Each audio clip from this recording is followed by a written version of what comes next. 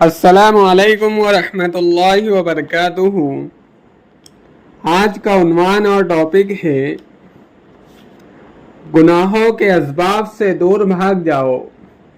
ارشاد فرمایا کہ دوستو، گناہ کے اسباب سے بھی فرار اختیار کرو۔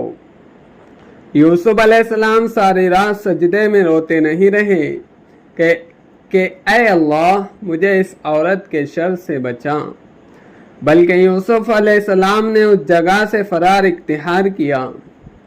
یوسف علیہ السلام نے دیکھا کہ دروازوں پر تالے لگے ہوئے ہیں، اس کے باوجود یوسف علیہ السلام وہاں سے دوڑے۔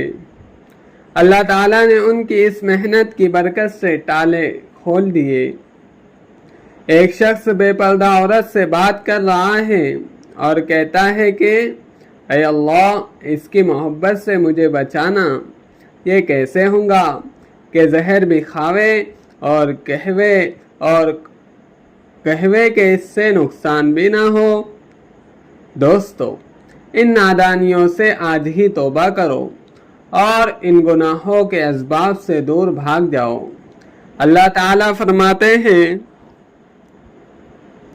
فَفِرُّوا إِلَى اللَّهِ کہ نامناسب ماحول سے فرار واجب ہے۔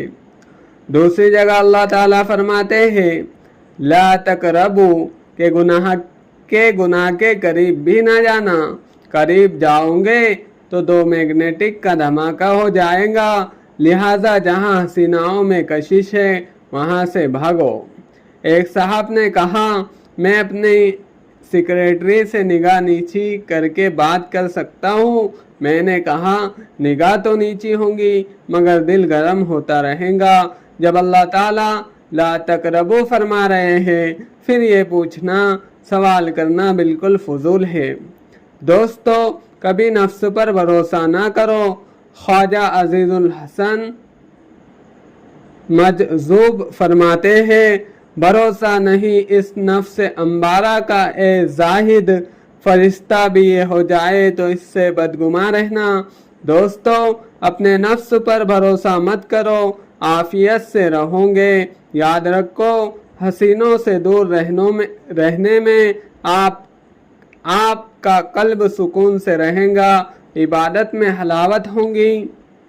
قریب ہوں گے تو پریشان رہو گے۔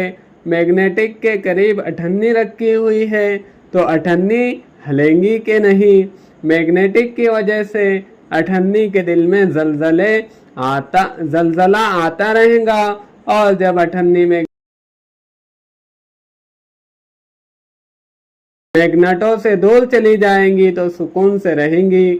ان میگنیٹوں سے مینڈک کی طرح کود کر بھاگ جاؤ۔ اگر پوری طاقت نہ ہو تو جتنا بھاگ سکتے ہو بھاگ جاؤ۔ اللہ تعالی ہم سب کو عمل کی توفیق عطا فرمائے، آمین۔